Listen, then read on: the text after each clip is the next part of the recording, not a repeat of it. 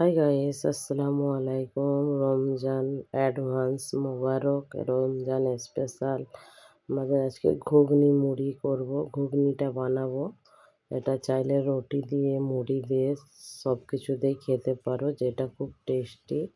দেখতেই পাচ্ছেন, খেতে অপূর্ব আর খুব সহজ তরিকাতে করব। দেখুন ফুল ভিডিওটা, যেটা খেলে খুব সুন্দর লাগবে আর খুব সহজ তরিকাতে বানাবো আজকে।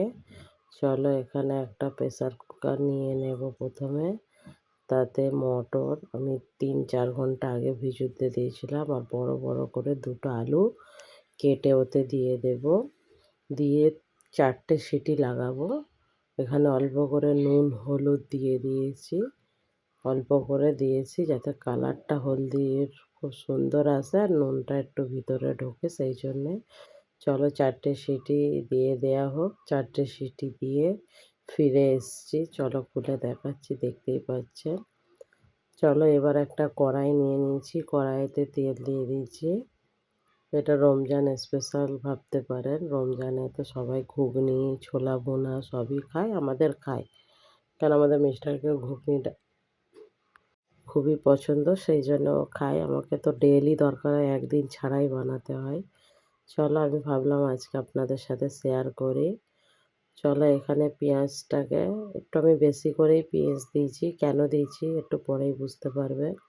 এখানে পেঁয়াজটাকে আমি বেরেস্তার মতো ফ্রাই করে নেব। দেখতেই পাচ্ছেন আস্তে আস্তে কালার চেঞ্জ হচ্ছে। চলো, এবার বেরেস্তার মতো ফ্রাই হয়ে গেছে, আমি অল্প করে তুলে নিয়েছি গার্নিশনের জন্যে, মানে উপরে পরিবেশন করব বলে। চলো, এখানে হাতে কোটা আদা রসুন দিলাম, যেটা যখন ঘুগনি খাবেন না, মুখে গেলে খুব সুন্দর লাগবে। একবার আপনারা এরকম করে হাতে পিষে দেবেন। আমার কাছে তো শিলনোড়া এখানে নেই, সেই জন্য মিক্সচারেই করি। আর যখন আমার হাতে খেতে মন যায়, আমি গ্লাসে নিয়ে ঠুকে নিই, আমার একটা ঠোকার আছে। চলো, এবার এর আদা রসুনটাকে ভাজা করে তার উপরে একটা বড় টমেটো এরকম ডো ডো করে কেটে দিয়েছি। এরকম করে কেটে দেওয়ার মানেটা হচ্ছে ঘুগনি যখন খাবেন মুখে পড়লে খুব সুন্দর লাগবে, খুব গলেও যাবে না আর খুব শক্তও থাকবে না। চলো, পরিমাণ মতো নুন হলুদ কাশ্মীরি লঙ্কার গুঁড়ো ধনের গুঁড়ো পরিমাণটা আপনারা দেখতেই পাচ্ছেন। যদিও মনে হয় যে দেখবে আমার ডিসক্রিপশানে দেয়া থাকবে, ওইখানে দেখে নিও। চলো, এবার অল্প করে পানি দিয়ে এর একটা মশলাটা বানিয়ে নেব, যাতে তেল ছাড়ে ততক্ষণ এর মশলাটা বানাতে হবে। দেখতেই পাচ্ছেন তেল ছেড়ে গেছে। এখানে প্রথমে আমি মটরটা অ্যাড করলাম, কেন আলু তো কুক হয়েই আছে, সেই জন্য মটরটা দিয়ে একটু লাড়াচাড়া করে নেব।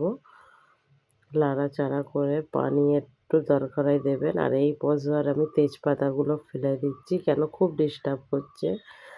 ফ্লেভার তো চলে গেছে, আর দরকার নেই, ওই জন্য এখানে কড়ার উপরে খালি উঠে আসছে, মনে হচ্ছে যেন এই পড়ে যাবে।